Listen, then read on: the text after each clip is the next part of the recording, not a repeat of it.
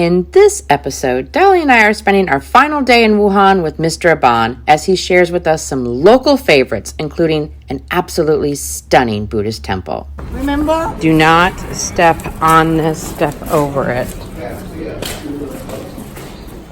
Welcome to episode 10 of my I have no idea how many episodes I'm going to get out of the plethora of footage from this amazing trip to China series, so be sure to subscribe and ring that little bell so you don't miss one episode. Everyone was exhausted from the long drive back, but Mr. Aban came knocking on our door bright and early the next day, bright-eyed and bushy-tailed. Apparently, he had amazing things planned for us. We were going to explore Wuhan. We started with an early lunch at a place he informed us was rather famous locally. We were going to eat native Wuhan food. Since I don't read Chinese, I honestly have no idea the name of the restaurant, but you could definitely tell it was a local fave. Okay, so these two Wuhan is famous for. Yes. So this is the pasta, and then this is the rice with egg on top. It's noodles, it's not pasta, excuse me. It's noodles. And then there was the soup. Soup like I have never eaten before in my entire life. It was sweet like candy and went down your throat, bringing smiles with each gulp. Mixtures of pieces of rice and slightly jelly-like texture and the sweetness were an amazing combination. And then I asked what it was called. Bird nest soup. How sweet is that, right? Until it was explained to me how the soup was made. Apparently, it is called the caviar of the East because it's extremely rare and extremely valuable. Why is that, you ask? It's actually made out of bird saliva. Yep, bird saliva. So basically, we're eating a bowl of spit. But oh my God, if you can get past the thought of eating spit, it is so good. Try this. I'm just going for it. This is the rice Wrapped with the egg. wrapped in egg. Up. Yummy. Very good. Very good. On top of eating spit and thoroughly enjoying it, I was informed with 2 thumbs up that I have finally mastered my chopsticking skills.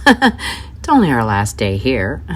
And after that amazing meal, it was time to climb back in the car and head on yet another adventure. This time we were going to a Buddhist temple, something that Dolly had been wanting to do since we stepped foot on the continent.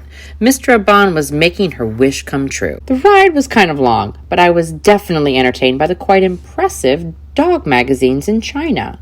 Showtime is their version of our Canine Chronicle, but I have to say I was thrilled to see that in each issue they thoroughly covered a different dog breed.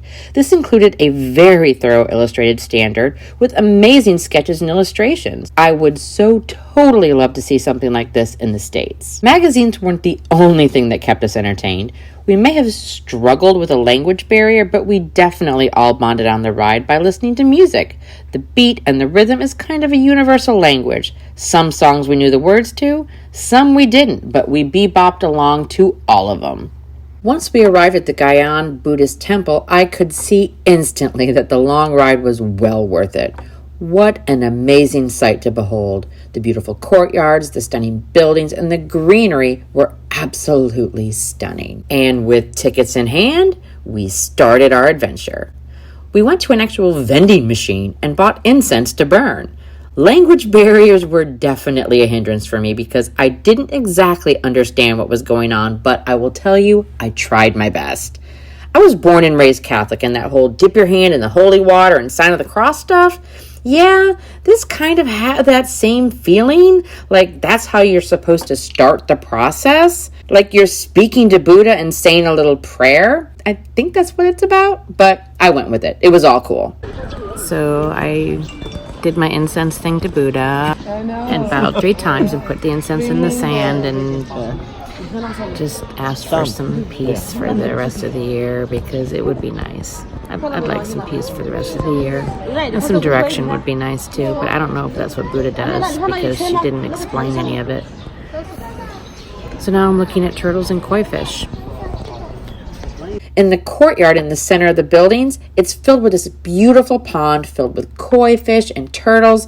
It's so pretty. Everyone has their beliefs and everyone has their faith, and I think our world would be a much happier place if everyone could just find peace, no matter how or who they pray to.